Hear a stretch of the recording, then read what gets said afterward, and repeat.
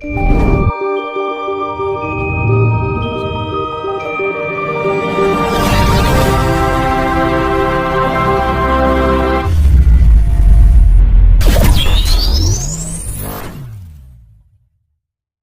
pada saat kita disakiti, sebagai seseorang yang sudah selesai dengan dirinya sendiri, apa yang harus dilakukan? Bagaimana sikap kita yang paling tepat? Harus ikhlas. Harus ikhlas. Jangan pernah membalas. Tunjukkan kalau mau ditunjukkan. Ya, forget it kalau tidak mau diingatkan. Jangan pernah dendam. Jangan pernah sakit hati. Ini disebut ikhlas. Itulah kasih sejati. No reserve. Mau dibenci, mau difitnah, biarkan saja. Nanti balik itu. Malu nanti. Yang mau fitnah, yang mengadu domba, malu nanti. Pasti malu. Jangan sampai keluar kutukan, ini bahaya. Serius loh. Serius. Saya 2 kali ngutus sesuatu terjadi. Dan itu boleh dicek. Ceklah. Nanti tak bisikin, enggak, jangan di publik ya. Nanti mereka timbul sesuatu yang tidak baik. Kita memberikan energi positif saja, memberikan pencerahan saja, dan jangan kita mengadu domba, jangan kita ikut memfitnah, jangan kita ikut menghasut. Nah, ini rahasia bagaimana kita tidak percaya hoax kan gitu. Sekarang kan orang baca medsos percaya, orang baca informasi percaya. Bagaimana tidak mau mengkaji dulu dari sudut pandang berbagai keilmuan, dari dimensi. Bagaimana you teriak tentang Palestina, datang aja tidak pernah. Ini terjadi kan? Bagaimana you bicara tentang Israel, lu nggak ngerti Tel Aviv, apa Yerusalem dan sebagainya. Sekarang kalau bicara Yerusalem, kita harus di Yerusalem. Kalau kita ini bicara di Depo ya harus di Depo aja. Kalau bicara Depo ya ini ahlinya Depo. Oh, nggak mungkin saya kayak gitu. Jadi ini kita harus komitmen dan konsisten dalam apa yang kita ucapkan dan kita kerjakan. Kalau kita difitnah, dihasut, ya ikhlas saja. Dijelek-jelekin orang, wah berarti kita lebih dahsyat daripada yang jelek-jelek. Ya, iri hati, lupa, salah, murka kan terjadi. Itulah penyakit manusia. Jadi selalu dan selalu berulang. Nah, gitu. Ketika kita berusaha untuk tidak hanya memikirkan diri kita sendiri, Bagong, kita mencoba untuk memikirkan bagaimana nasib banyak orang begitu. Ternyata problem yang paling banyak kita jumpai adalah kemiskinan, hutang, dan lain sebagainya. Saya ingin mendengar secara langsung bagaimana menurut teorinya Mbah Kong seseorang itu bisa terbebas dari zona kemiskinan. Apakah kemudian ada wejangan-wejangan khusus begitu? Ini sangat ditunggu-tunggu banyak orang. Iya. Kalau kita ingin tidak jatuh pada kemiskinan, ya jangan murka. Sumber penyakit manusia kan cuma 2. Jangan memaksakan kehendak, jangan berprasangka buruk. Sumber penyakit manusia 2 hal itu saja. Jangan memaksakan kehendak, jangan berprasangka buruk, agar tidak lupa, tidak salah, tidak iri, tidak murka. Itu doang, ya kan? Kalau kita memaksakan kehendak, nggak punya mobil, lu kredit loh. Bulan ketiga nggak bisa kredit lagi kan, nggak bisa bayar lagi. Belum punya rumah, lu maksain kredit juga. Belum punya apa, kita utang juga. Ini hindari, karena ini memaksakan kehendak.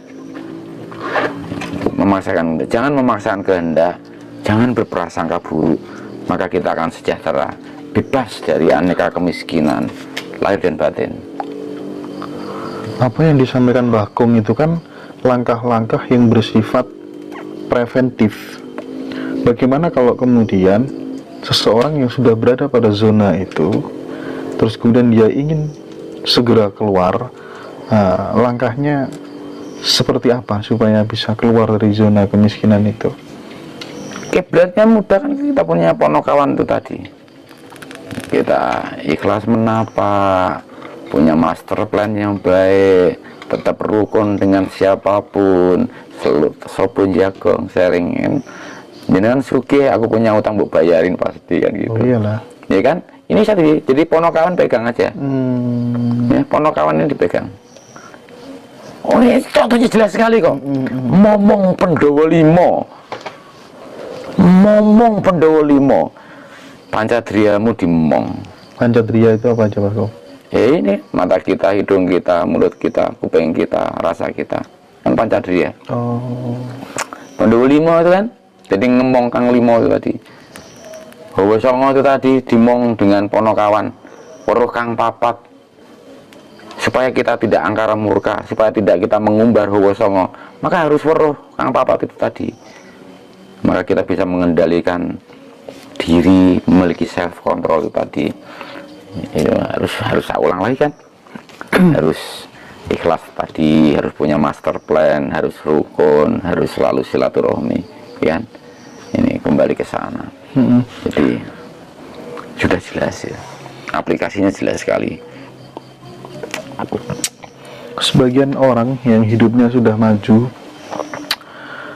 mereka menekankan betul dahsyatnya kekuatan pikiran. Yeah. Nah, saya berulang kali membuktikan teori itu, dan memang sampai saat ini hampir selalu menjadi kenyataan. Dan saya timbul pertanyaan, ada rahasia apa di balik fokus pikirannya manusia? Tadi Bagong singgung tentang jasmani dan rohani. Bersatunya jasmani dan rohani jadi jiwa, jadi kehidupan, jadi spirit, jadi daya hidup. Pikiran kita ini dari buah jiwa kita. Makanya pesan yang pertama kali open mind, open heart, open feeling, and long breathing. Kalau kita berpikiran negatif akan terjadi. Tanya Nan Misir ini, cucunya itu ngomong saja negatif terjadi loh. Tanggal berapa itu kemarin Nan Misir? Kasihan ini sampean malam-malam jam 11 malam harus menjemput itu. Dan ucapannya itu persis terjadi. Cucunya ya Pak ya? Nah, cucunya. Dipesenin begini, ada yang di jalan. Oh iya ya, nanti kalau ada tikungan lurus ya. Pasti bener. Itu kan ini mogok ya kendaraannya. Ini beliau datang. Nah, harus nolong. Belum lama lah, 2 minggu lalu. Jadi Iya. ucapan kita ini akan terjadi, pikiran kita ini akan menjadi kekuatan laku. Apa yang kita pikirkan kalau negatif pasti terjadi negatif, kalau positif pasti positif. Mulai sekarang jangan pernah kita berpikir negatif, serius, harus positif terus.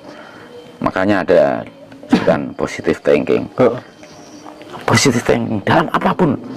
Dengan mengerjakan sesuatu, positive thinking menjadi sesuatu kekuatan, menjadi pencerahan, menjadi suatu anugerah, pasti dahsyat kekuatannya. Jangan pengen funding racing dengan siapa, pikirkan. Jaga diri, jaga cilik, nyawi jimbering saya ingsun, niat ingsun, lanjutkan aja keinginan terjadi. Niat ingsun jelek pisang, pisang kan, Pada saat kita minta, kamu tadi kan ke jalan mikir pisang ngarep. Pada saat kita menyatukan antara lisan, pikiran dan perasaan, tapi kemudian kok lama ya, gak terwujud jadi kenyataan ya. Iya. Maka hal pertama yang tidak boleh kita lakukan adalah meng-cancel doa dan permohonan. Itu nggak boleh dilakukan ya. Harus tetap yakin sepenuh hati begitu atau bagaimana? Iya, ada kekeliruan pasti, atau ada kekurangan dalam diri kita.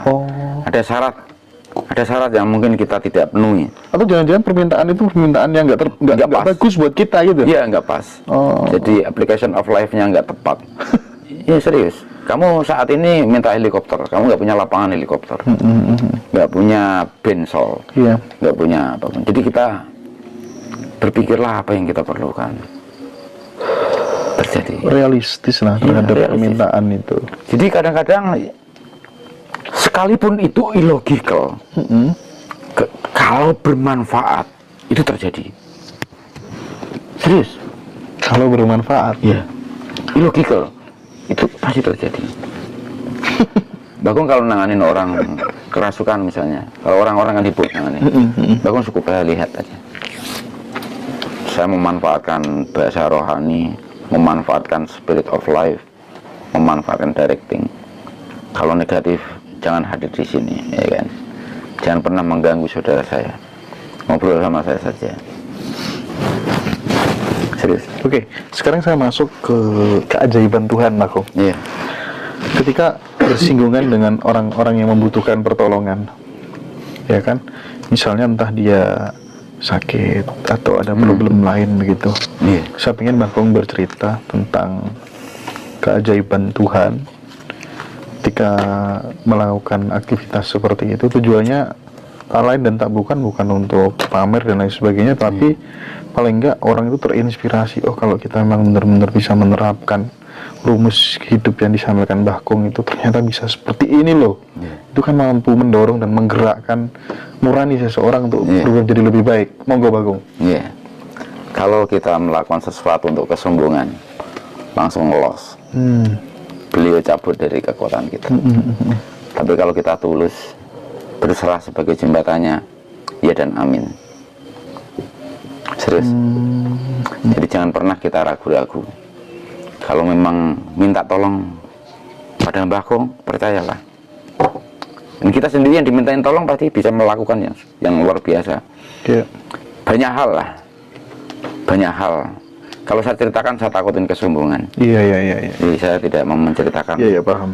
Tapi kalau hadir di depan Bagong harus saya sentuh. Iya. Minimal saya lihat. Tanya semua produser film yang berhubungan dengan Bagong, yang ada kaitannya dengan produksi tetapi di luar produksi, itu keajaiban. Misalnya kesurupan massal, kerauan tidak pada tempatnya, ini bisa selesai dengan indah karena tidak berperang tapi menyambut. Seperti halnya jenengan bertamu di kediaman Nan Lingsit ini, disuguhin teh, disuguhin pisang kasarane, sing ono diaturke. Wong Bali maturan, ngejot, mempersembahkan sesuatu yang kita beli, berikan yang mampu kita berikan, sapa sebagaimana kita indah menyapa.